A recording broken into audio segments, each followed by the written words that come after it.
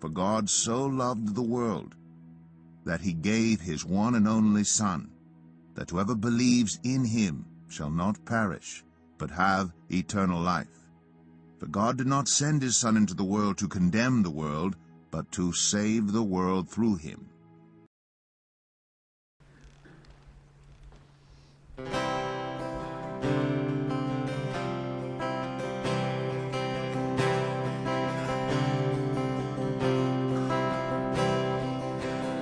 Out of sadness from wherever you've been. Come broken-hearted, let rescue begin. Come find your mercy, oh sinner, come kneel. Earth has no sorrow that heaven can't heal. So lay down your burdens, lay down your shame. All who are broken, lift up your face.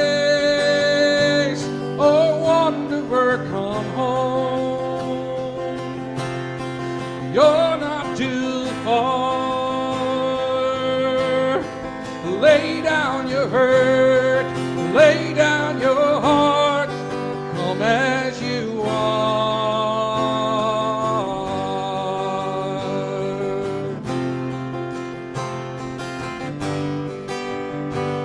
There's hope for the hopeless and all those astray. Come sit at the table, come taste the grace. There's rest for the weary, rest that endures. Earth has no sorrow that heaven can't cure. So lay down your burdens, lay down your shame. All who are broken, lift up your face. Oh, wanderer, come home. You're not too far. Lay down your hurt, lay down your heart. Come as you are, come as you are. Fall in his arms, come as you are. There's joy for the morning, oh sinner, be still. Earth has no sorrow that heaven can heal. Earth has no sorrow that heaven can heal. So lay down your burdens, lay down your shame. All who are broken, lift up your face. Oh, wanderer, come home. You're not too far. Lay down your hurt, lay down your heart. Come as you are, come as you are, come as you are.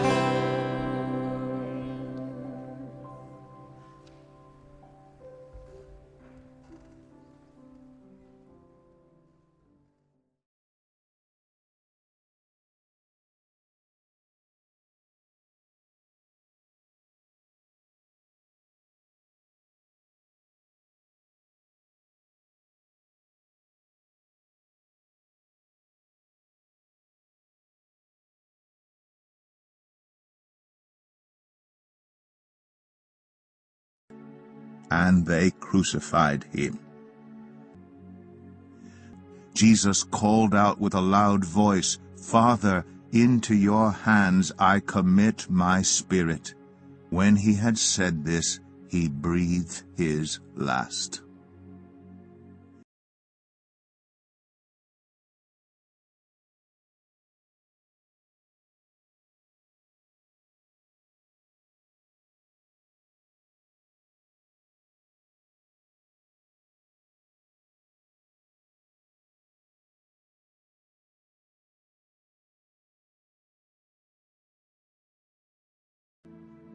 The next day, the one after preparation day, the chief priests and the Pharisees went to Pilate. "Sir," they said, "we remember that while he was still alive, that deceiver said, 'After 3 days I will rise again.'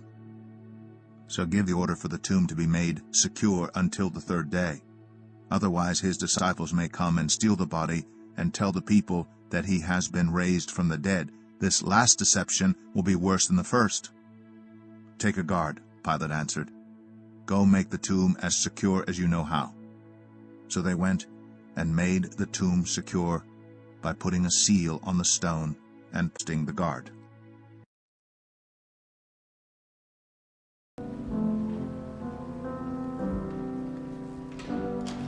He was heard to say that he would rise again in 3 days. If his body leaves that tomb, we will never hear the end of it. Do not let anyone in that tomb.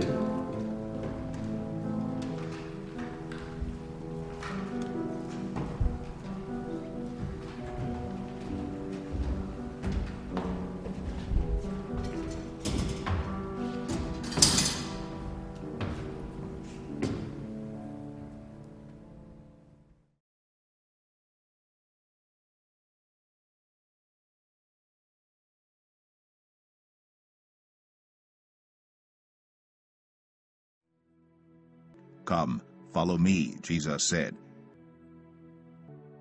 When morning came, he called his disciples to him and chose 12 of them, whom he also designated apostles. Simon, whom he named Peter, his brother Andrew, James, John, Philip, Bartholomew, Matthew, Thomas, James son of Alphaeus, Simon, who was called the Zealot, Judas son of James, and Judas Iscariot, who became a traitor.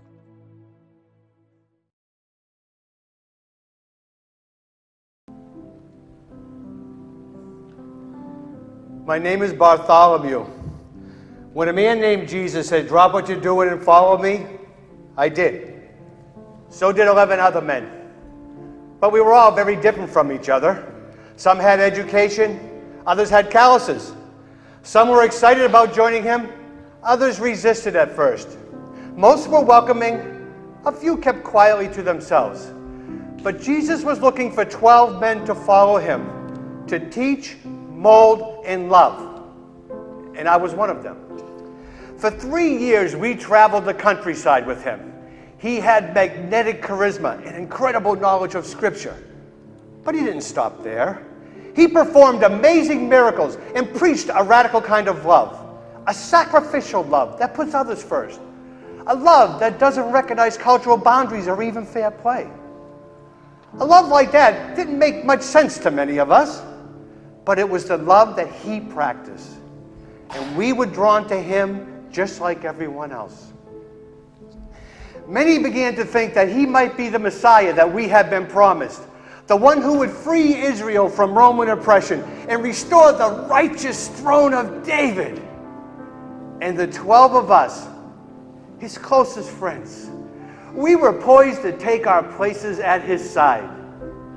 All of Israel shivered in anticipation. Our Messiah had finally come. Everyone, that is, except for some of the high priests. They disapproved of his unorthodox ways. They abhorred his inappropriate associations, and they resented his disrespectful and uncooperative attitude he showed towards them. They secretly plotted his removal. The Holy Week of Passover was the beginning of the end. The high priest had Jesus arrested. And when he claimed that he was the King of the Jews and the Son of God, that was the excuse they were looking for. And they called for his execution as a blasphemer. And when he failed to seize power and overthrow Roman rule, the people felt betrayed. And on Friday afternoon, they crucified him like a common criminal. He didn't deserve to be treated like that.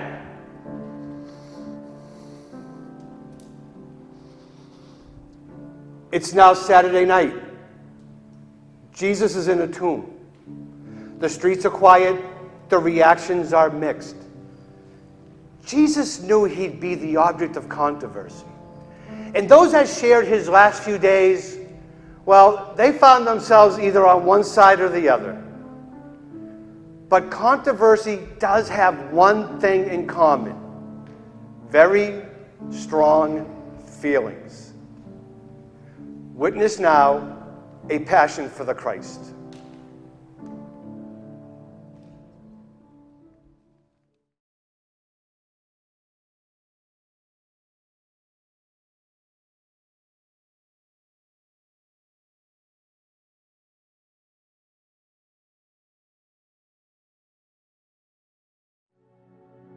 Then the chief priests and the elders of the people assembled in the palace of the high priest, whose name was CAIAPHAS.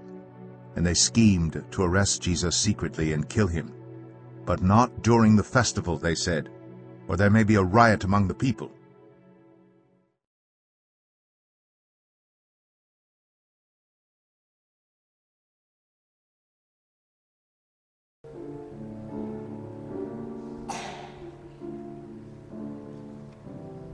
I am not the villain here. Quite the contrary. I anxiously await the coming of the Messiah, like every other God-fearing, obedient Jew. And I can tell you truthfully, that radical upstart was not the Messiah. The true Messiah will work with us, not against us. Unlike that impostor who seemed to go out of his way to degrade, embarrass, and insult us every chance he got. We would test him. He would play games, twist our words, make us look like fools in the eyes of the people foolish enough to listen to him.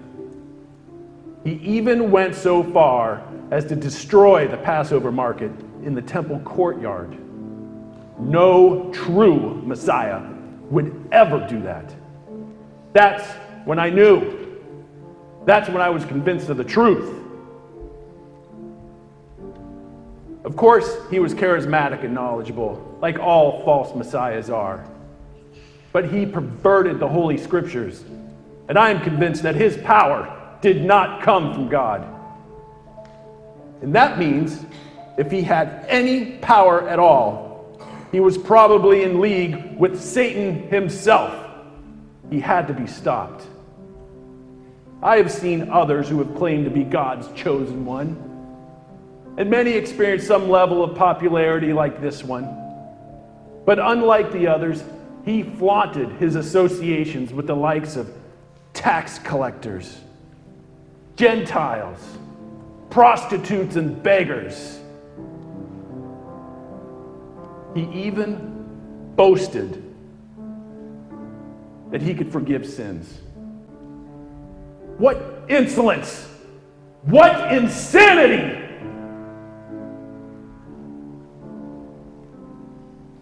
But it was his deliberate disregard and complete disrespect for our traditions and positions of authority that convinced me he was just another charlatan, and from Nazareth of all places.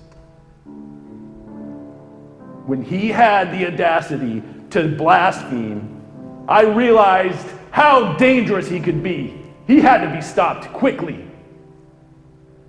It was better for one man to die than for an entire nation to be destroyed. I did what I had to do, and I did it with a clean conscience. My position of authority is intact. My rightful place in history is assured.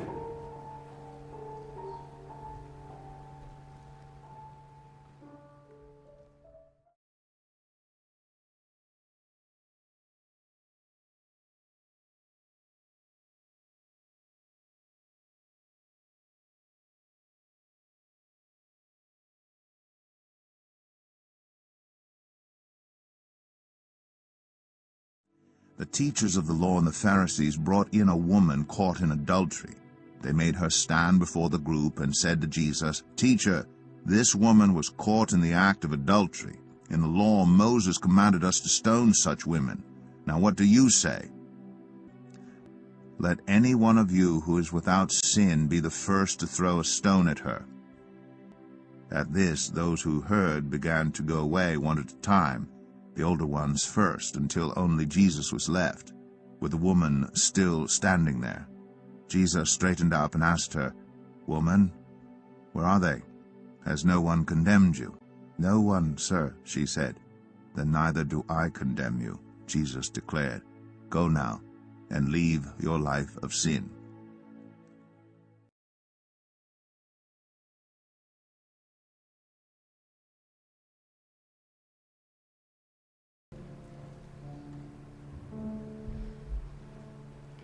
I was dead. Soon my body would follow. I knew the law. I knew the penalty. And I knew I was guilty. But still, I resisted.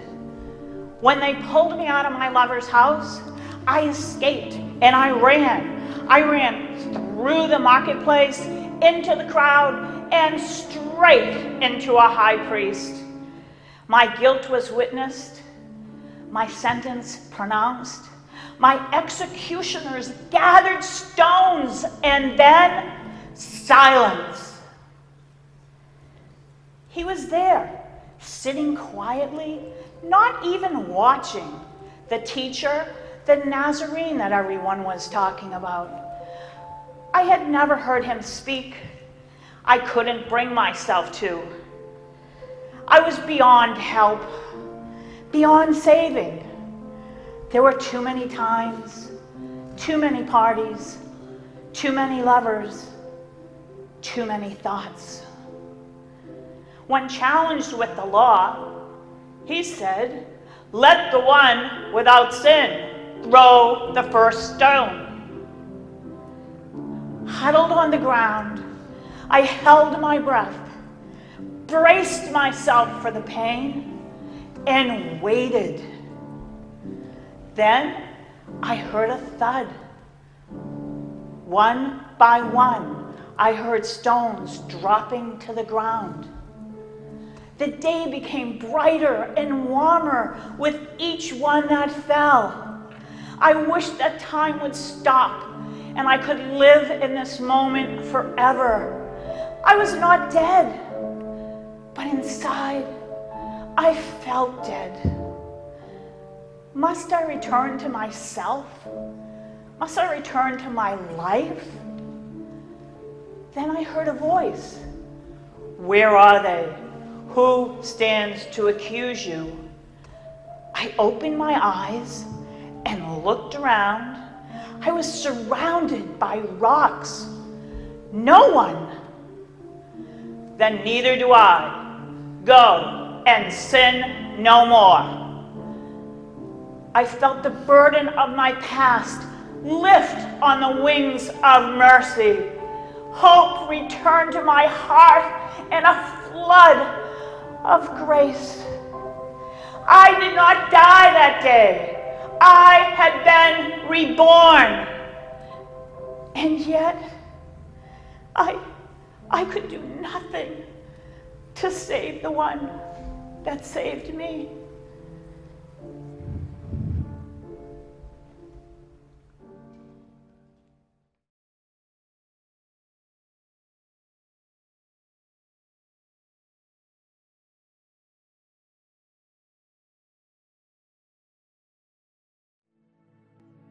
God sent the angel Gabriel to Nazareth, a town in Galilee, to a virgin pledged to be married to a man named Joseph, a descendant of David. The virgin's name was Mary. The angel went to her and said, "Greetings, you who are highly favored. The Lord is with you." Mary was greatly troubled at his words and wondered what kind of greeting this might be. But the angel said to her, "Do not be afraid, Mary. You have found favor with God. You will conceive and give birth to a son, and you are to call him Jesus. He will be great and will be called the Son of the Most High. The Holy Spirit will come on you, and the power of the Most High will overshadow you. So the Holy One to be born will be called the Son of God." "I am the Lord's servant," Mary answered. "May your word to me be fulfilled." Then the angel left her.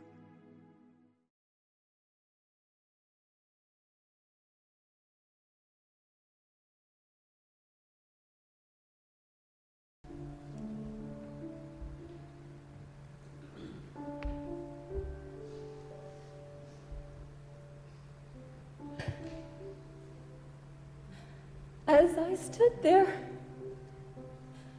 watching him trying to breathe,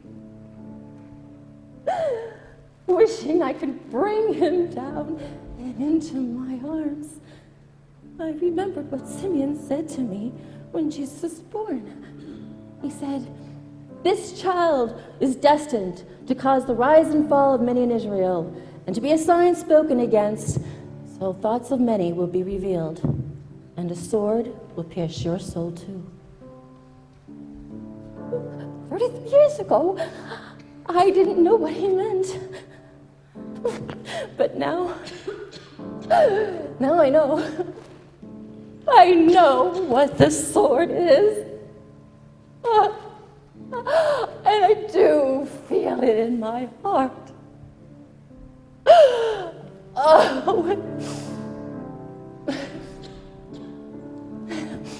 I know this Son of God would not lead the calm and quiet life. I always knew from the very beginning he was born to be something else. I just had no idea what it would be. Jesus has been surprising me his whole life.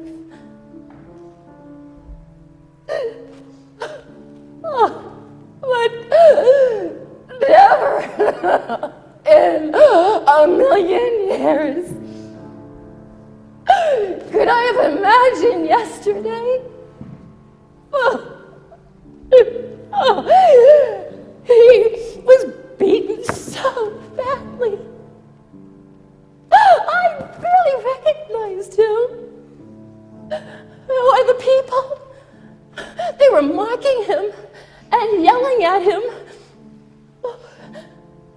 And his labored breathing getting fainter.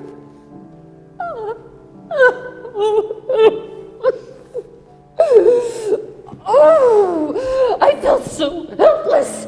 His own mother standing there, watching him, unable to help him, waiting for him to die.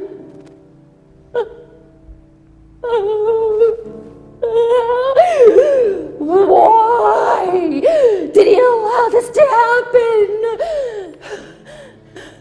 He's always been so focused, so sure of himself as a child.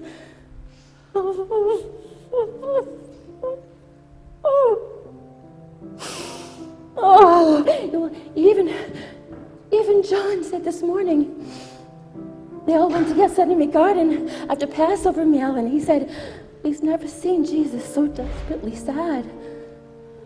And then one of his own disciples came with soldiers in the middle of the night to arrest him. And he walked right up to him as if he was expecting them. He never argued with Pilate when he sentenced him. He even cooperated with the soldiers who crucified him. He never tried to escape, defend himself, or fight back at all. He just went so willingly. So willing. Could he have known this was to happen?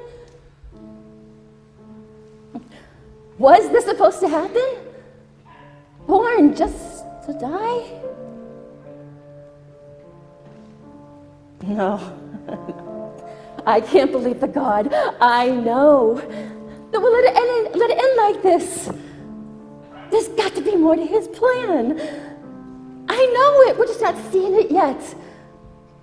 You see, the God who made me, the mother of that beautiful boy, loves to do miraculous things. Yes, he'll make it right.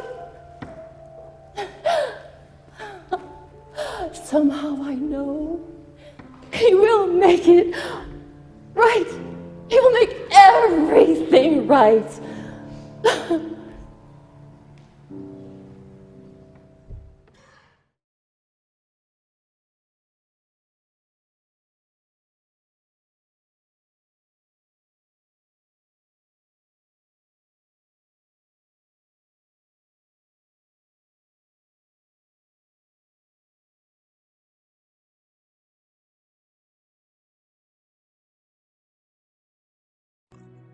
After the people saw the sign Jesus performed, they began to say, "Surely this is the prophet who is to come into the world."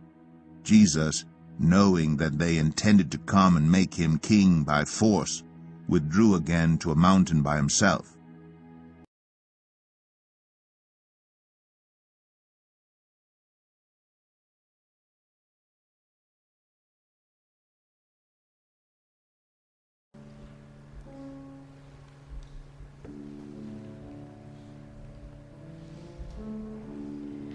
I had heard about the day he fed that huge crowd from the little boy's lunch, and I wouldn't have believed it.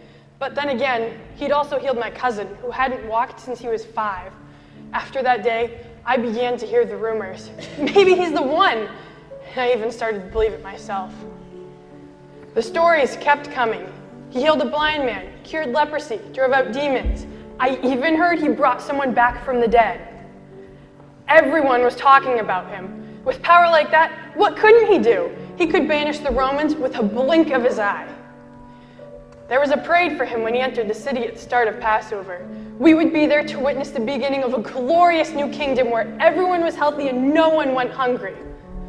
All of Jerusalem was buzzing with anticipation, and then nothing. What kind of a king doesn't stand up for himself? What kind of a leader doesn't use his power and influence to take control when he's given the opportunity? That's when I knew he wasn't the Messiah, but he sure had me fooled. I say, good riddance.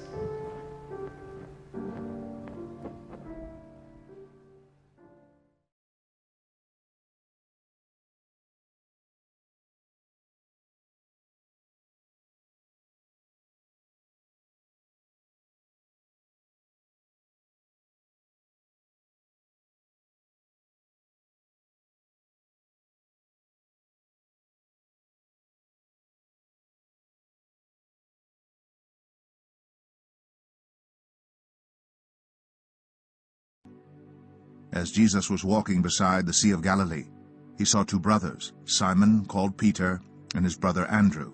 They were casting a net into the lake, for they were fishermen. "Come, follow me," Jesus said, "and I will send you out to fish for people." At once they left their nets and followed him. Going on from there, he saw 2 other brothers, James, son of Zebedee, and his brother John. They were in a boat with their father Zebedee, preparing their nets. Jesus called them, and immediately they left the boat and their father and followed him. As Jesus went on from there, he saw a man named Matthew sitting at the tax collector's booth. "Follow me," he told him. And Matthew got up and followed him.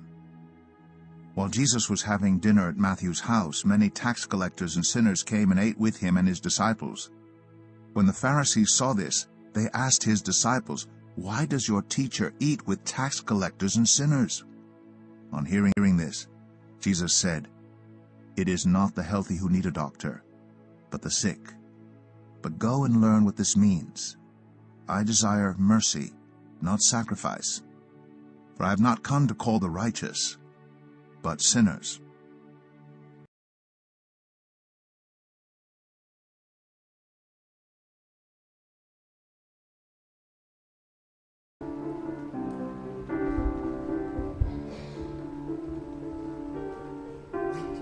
Just wait. All right, coast is clear. Be invisible. Move quickly. Okay, go ahead, sir. Where we catch you? Come on.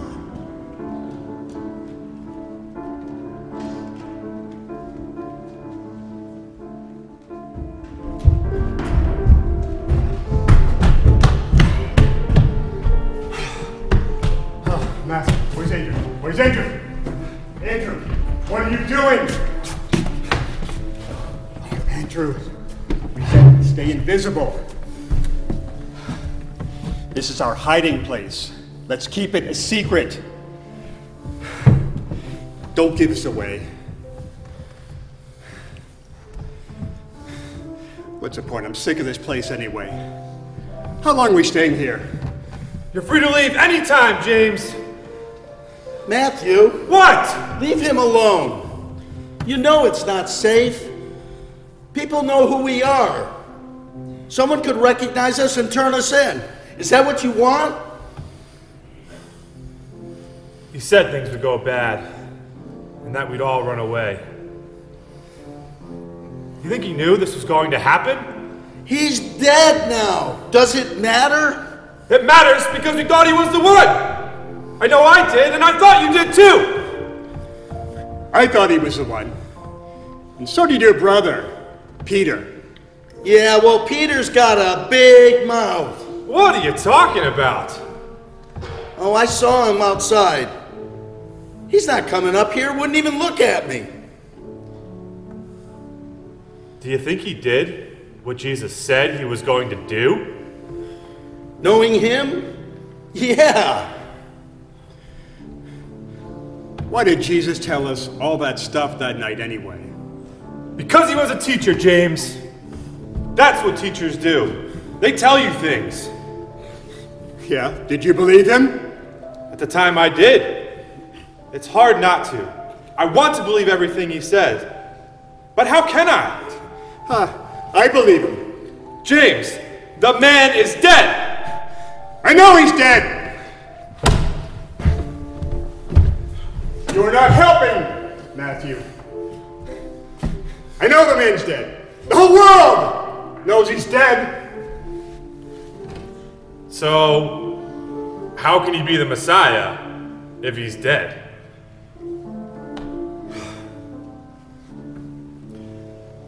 I don't know, Matthew. I don't know.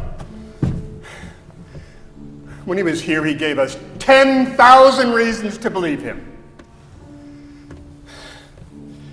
I don't know. Now that he's gone, I just believe him. That's all, okay?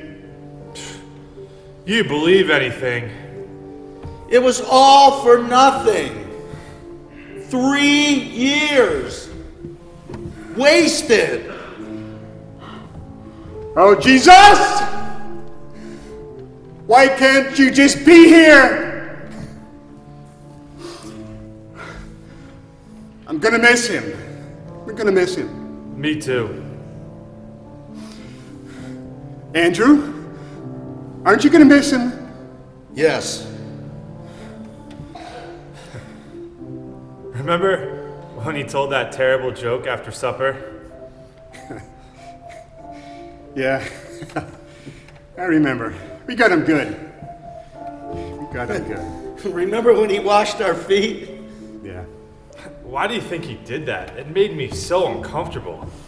He said he was setting an example.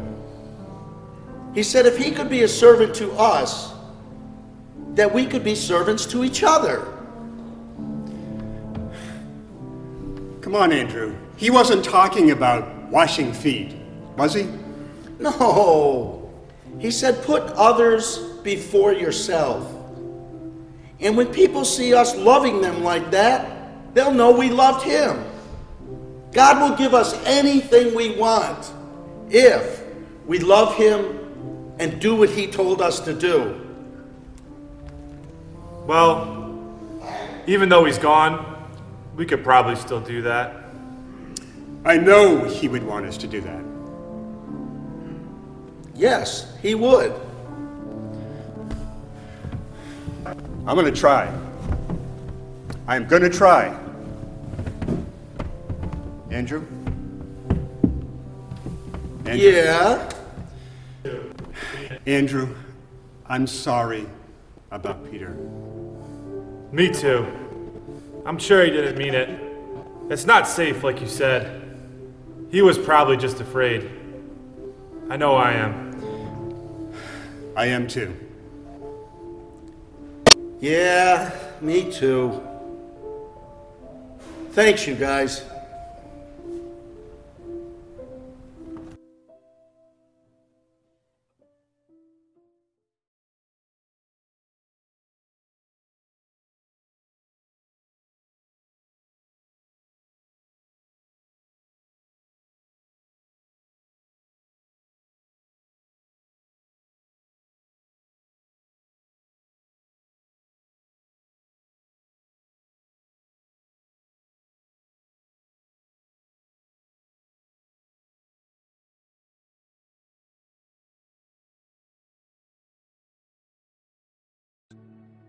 "But what about you?" he asked. "Who do you say I am?" Simon Peter answered, "You are the Messiah, the Son of the living God." Jesus replied, "Blessed are you, Simon, son of Jonah, for this was not revealed to you by flesh and blood, but by my Father in heaven. And I tell you that you are Peter, and on this rock I will build my church." "Lord, if it's you," Peter replied, "tell me to come to you on the water." "Come," he said. Then Peter got down out of the boat, walked on the water, and came to Jesus. But when he saw the wind, he was afraid, and beginning to sink, he cried out, "Lord, save me!" While Peter was below in the courtyard, one of the servant girls of the high priest came by. When she saw Peter warming himself, she looked closely at him. "You also were with that Nazarene Jesus," she said, but he denied it. "I don't know or understand what you're talking about," he said, and went out into the entryway. When the servant girl saw him there, she said again to those standing around, "This fellow is one of them." Again he denied it. After a little while, those standing near said to Peter, "Surely you are one of them, for you are a Galilean." He began to call down curses, and he swore to them, "I don't know this man you're talking about." Immediately the rooster crowed the second time. Then Peter remembered the word Jesus had spoken to him, "Before the rooster crows twice, you will disown me 3 times." And he broke down and wept.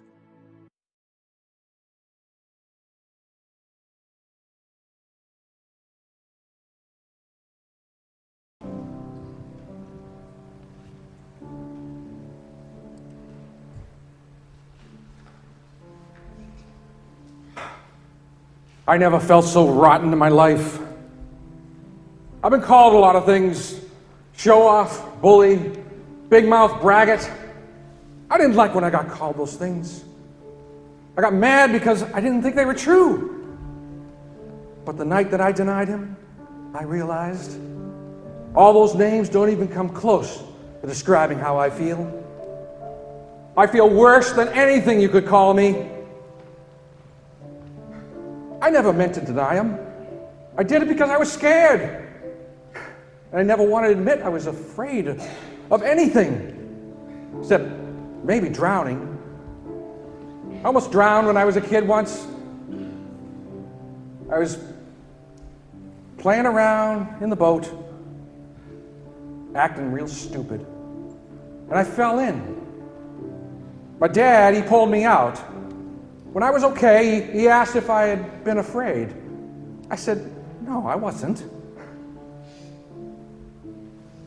But he knew. He looked at me the same way Jesus did, knowing the truth and still forgiving me for not admitting it. I was ashamed then, but it's worse now. I'm a grown man, and he was my friend. More than that, my Lord, the Messiah that we'd been waiting for. At least I thought he was. And now he's dead. And I can't even tell him how sorry I am. I wish I could tell him how bad I feel. I know he'd forgive me, even though I'll probably never forgive myself. And I can't face anybody, especially any of the guys or even my brother. I wanted him to be so proud of me, but instead he died being disappointed in me. Jesus! I'm so sorry. Please forgive me. I'll try to live the way you told me to. And I will make you proud. I promise.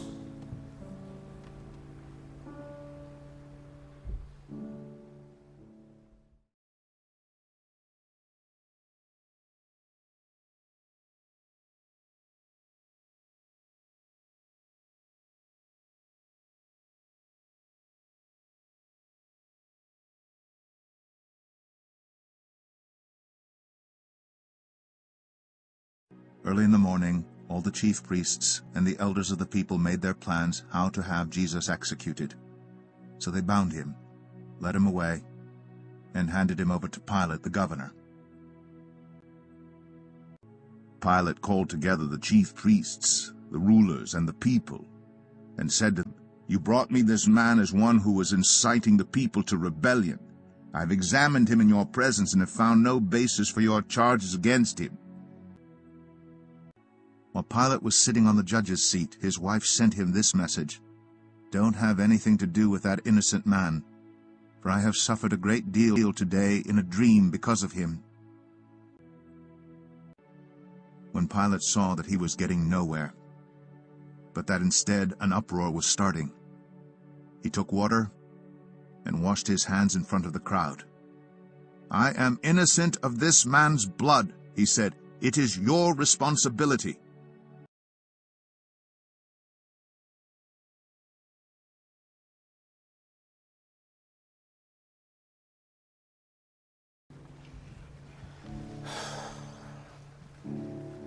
I hate this post. The heat is unbearable. The sand is everywhere, and the food, my robes, my chambers. And this time of the year is worst. Pilgrims everywhere, the noise never stops. And the stench of burnt animals in the air keeps me awake at night. Parades, mobs, crowd control alone is a logistical nightmare. What did I ever do to deserve this? These Jews are a pain in the neck, with all their silly customs, restrictions, and observances. Especially that Caiaphas. He's a conniving manipulator who barely conceals his contempt for my authority and strives to irritate me at every turn. He's like a tormenting insect. Yesterday, he used me. He used me to condemn an innocent man who was rocking his boat. An innocent man who was rocking his boat. "He calls himself our king," he said. At first, I tried to send him away. This was an internal Jewish matter to be governed by Jewish law. But he demanded a death sentence.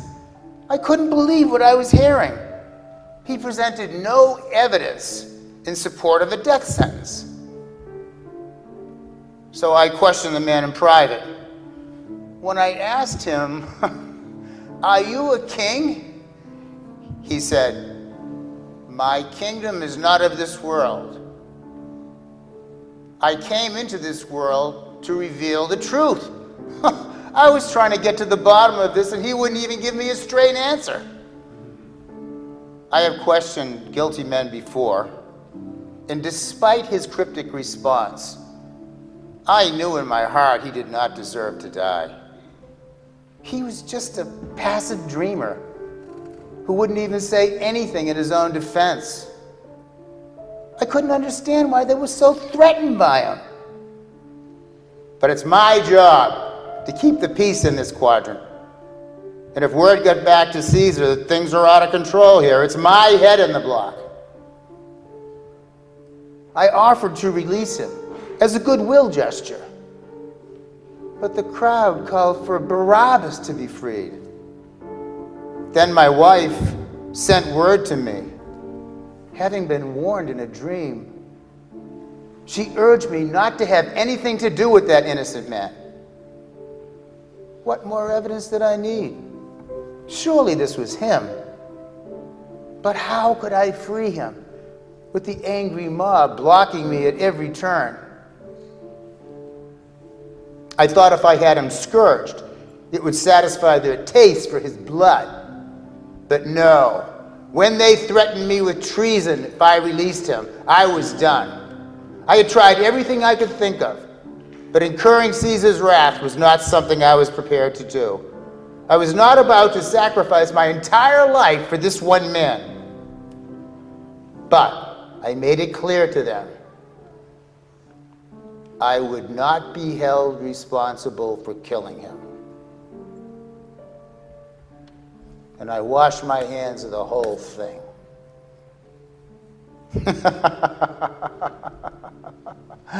I did get the last word, though. I had a sign put on his cross that read, "King of the Jews." They wanted me to change it. And I said, "What I have written, I have written." But every time I think about it, I'm more and more convinced my wife's dream has come true.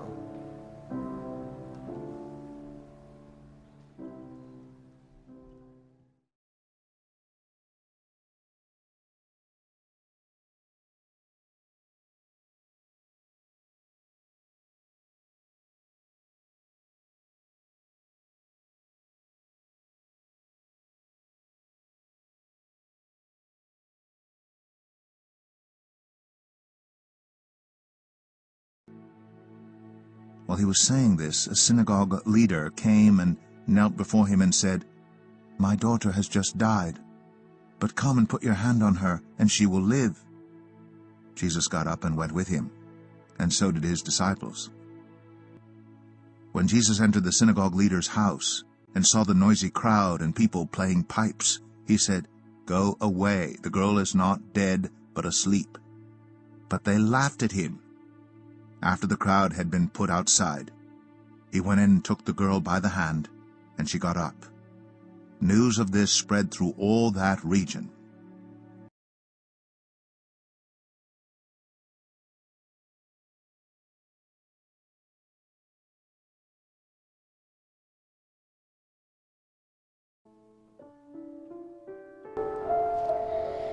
Everybody says he was a bad man, and that's why they killed him. But I don't think he was. He was nice to us. I was really sick, and he made me better. I remember not feeling good at all, and then I didn't feel anything. Our mom was real sad. There were lots of people at our house. She didn't talk to anybody. Then our dad went to go look for him, and when they finally got back to the house, Jesus told everybody to get out of her room. Ugh, not this dumb story again. It's true! How do you know? You were asleep the whole time. Well, how come I got better when he woke me up? You probably weren't very sick. Yes, she was. She almost died. My mom said you did die.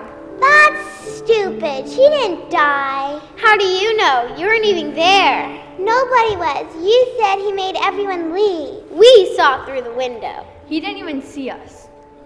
What did he do? He just walked over and sat down next to her. Her face was all white and she wasn't breathing. He put his hand on her forehead and then he started whispering. What did he say? I don't know. Then he started to glow! Glow? And then I woke up and I didn't feel sick anymore. He just sat there staring at me. And then he smiled. And I smiled back. Then he helped me up. We ran inside and told everybody that she was okay, but no one believed us until they came out. And then the whole place went crazy. So, you were really dead? I don't know. I know that I was really sick until I woke up, and he was there. Then why did they kill him? I don't know.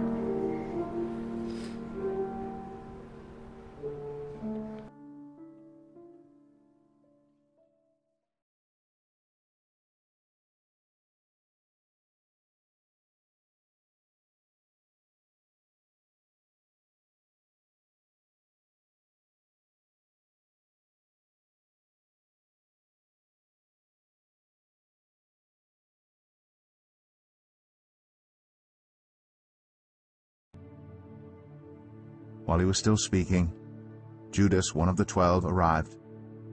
With him was a large crowd armed with swords and clubs sent from the chief priests and the elders of the people. Now the betrayer had arranged a signal with them. The one I kiss is the man. Arrest him."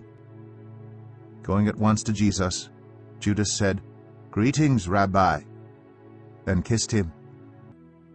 When Judas, who had betrayed him, saw that Jesus was condemned, he was seized with remorse and returned the 30 pieces of silver to the chief priests and the elders. "I have sinned," he said, "for I have betrayed innocent blood." "What is that to us?" they replied. "That's your responsibility." So Judas threw the money into the temple and left. Then he went away and hanged himself.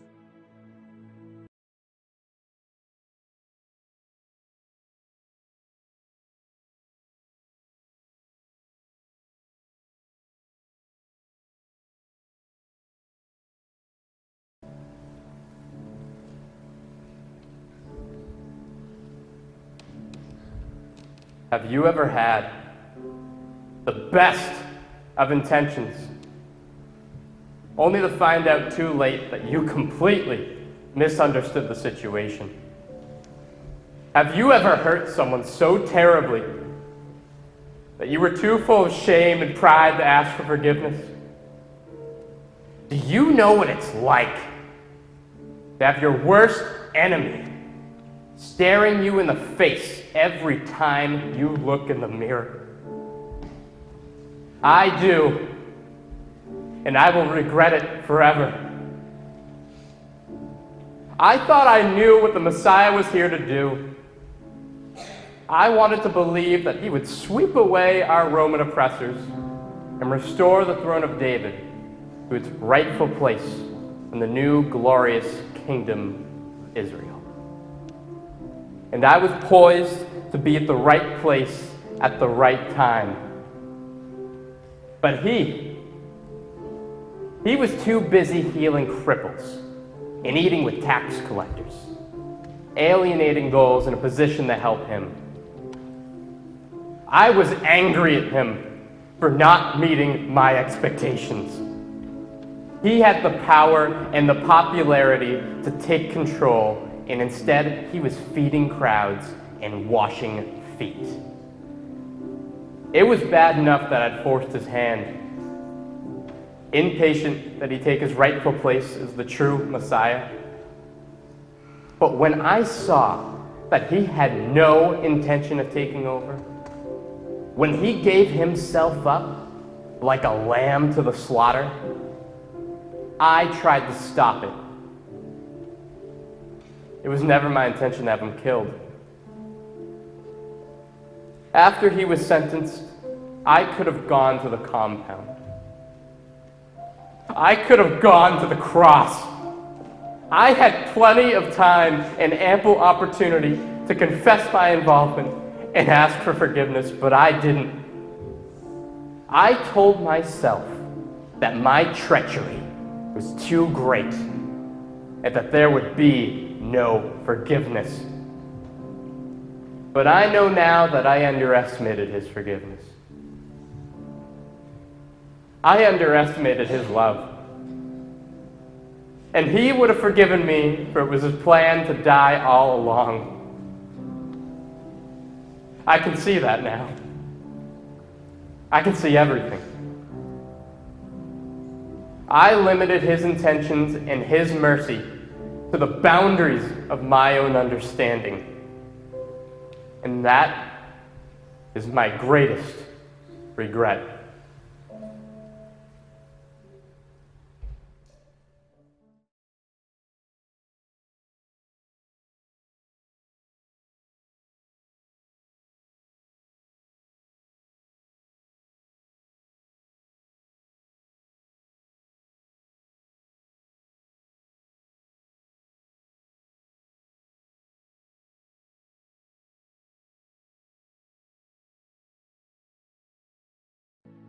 Now a man named Lazarus was sick. He was from Bethany, the village of Mary and her sister Martha. So the sisters sent word to Jesus, "Lord, the one you love is sick." On his arrival, Jesus found that Lazarus had already been in the tomb for 4 days. Now Bethany was less than 2 miles from Jerusalem, and many Jews had come to Martha and Mary to comfort them in the loss of their brother. When Martha heard that Jesus was coming, she went out to meet him, but Mary stayed at home. "Lord," Martha said to Jesus, "if you had been here, my brother would not have died."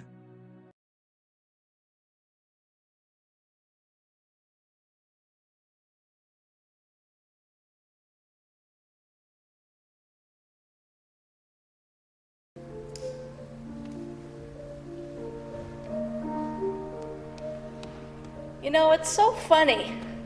It seems like you never left, but then when I remembered that you died, I can't believe you're here.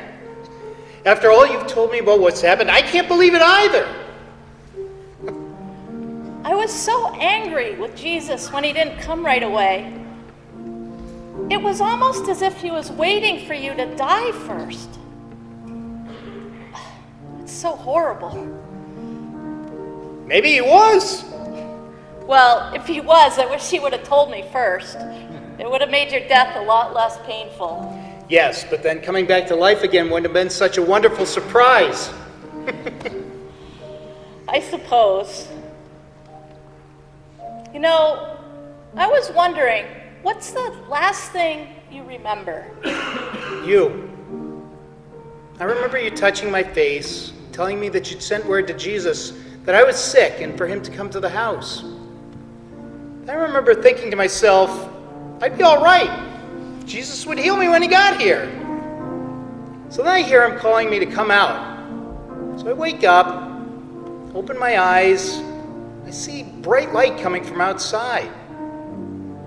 And I try to get up, but of course I'm all wrapped up. So I finally get loose of the wrappings, and it occurs to me, I might have been buried. So I go outside, and I see all these people standing around looking terrified. And then when you realized it was me, you ran up, threw your arms around me like you hadn't seen me in 10 years. I didn't know what was going on. It was so amazing. First, this body walked out of the tomb. And then I realized it was my brother, who'd been dead for 4 days. And then I realized that Jesus raised you from the dead.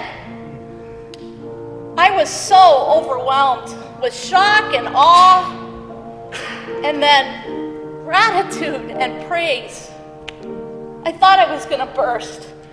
I didn't know whether to laugh or cry. I was speechless too. What do you say to someone who raised you from the dead? I think he's the one. How can he be the one, Lazarus? They killed him. Surely you remember that? Don't be so sure, Martha. Death didn't stop him before.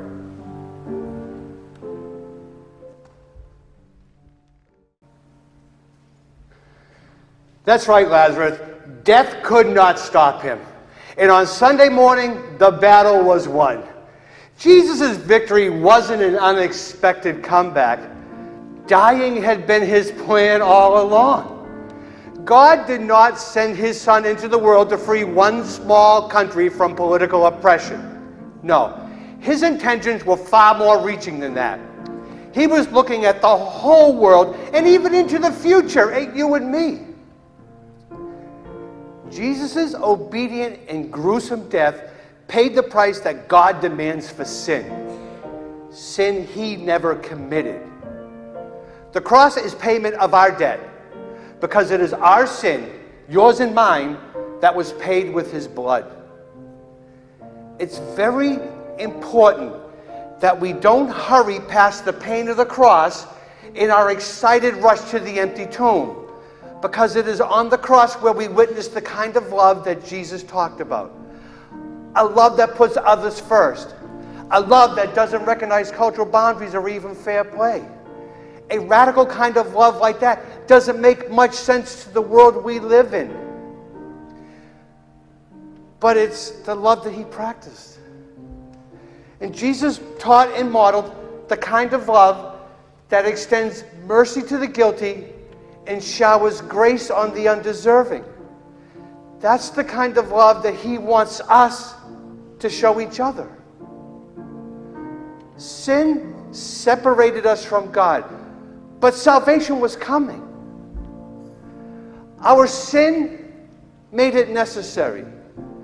God's plan made it possible. But Jesus' love made it happen. All it really takes is for you to acknowledge and accept the gift that He has given you. The gift of Himself.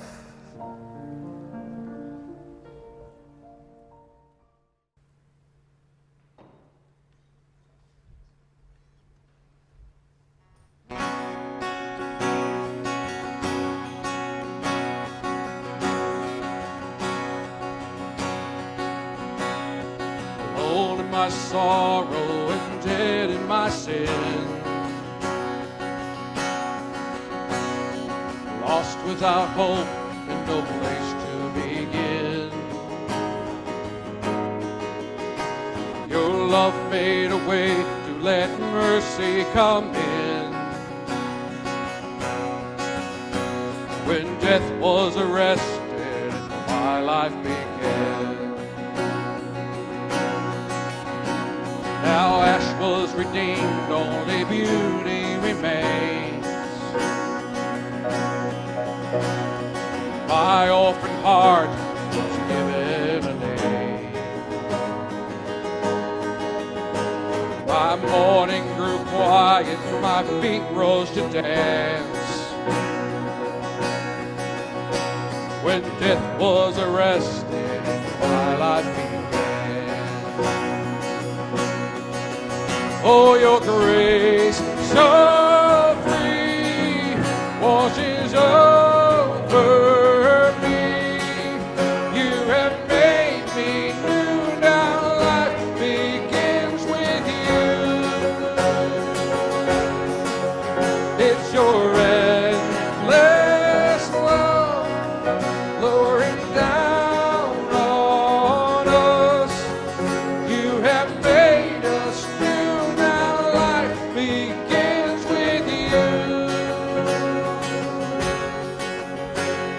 Released from my chains, I'm a prisoner no more. My shame was a ransom faithfully bore. He canceled my debt and He called me His friend. Oh, yes, He did. When death was arrested, my life began. Oh, your grace so free washes over me. You have made me new. Now life begins with you. It's your endless love pouring down on us.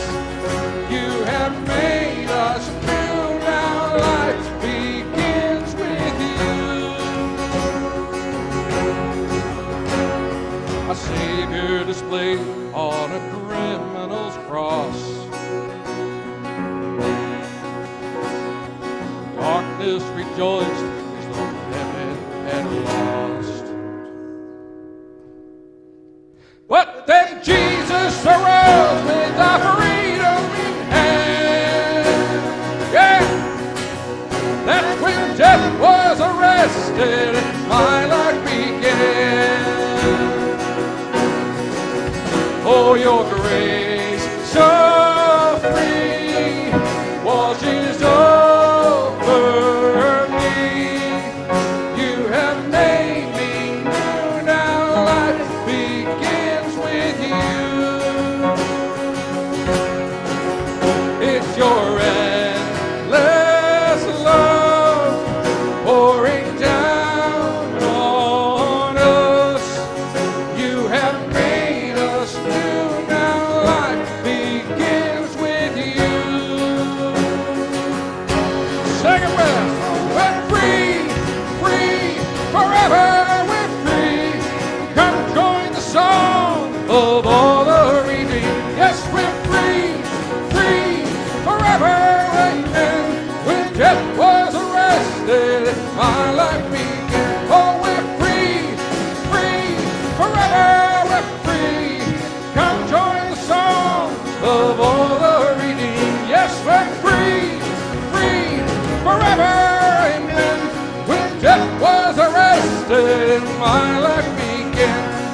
Death was arrested and my life began.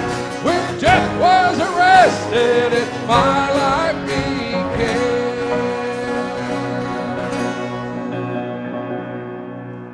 Amen.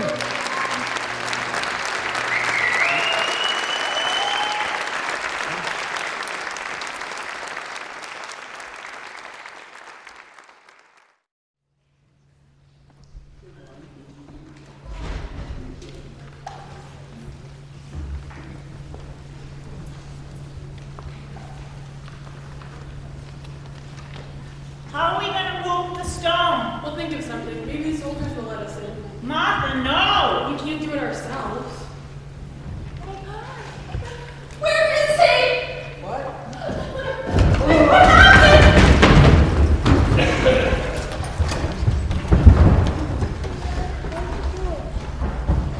He is not here. He is risen just as he said he would. Come on, let's go tell the others. Mary, come on. He's been stolen. No, he's alive. Come on.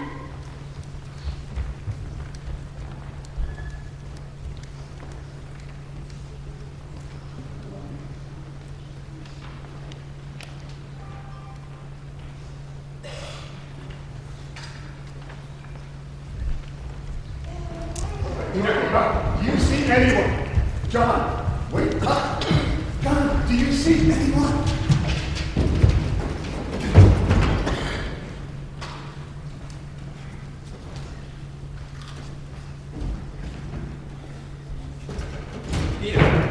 Peter, don't you know what this means?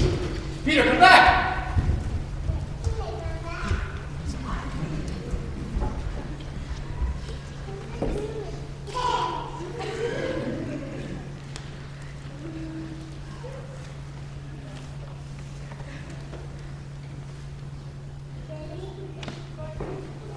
Why are you crying?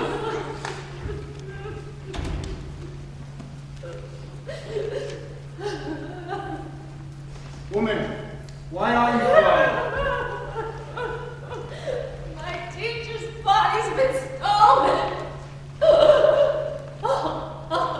Mary. How did you know it? No, Mary. No, Mary. I'm going home to my father soon. You're going to have to hold on to me with your heart, not your hands. Now go and tell the others you've seen me. Yes. Go on, go tell them. I will. And don't forget to tell Peter. I'll tell everyone. Father, your will is accomplished. I am the bridge, and now your children can come home to you. Let it begin, and may the world see your glory.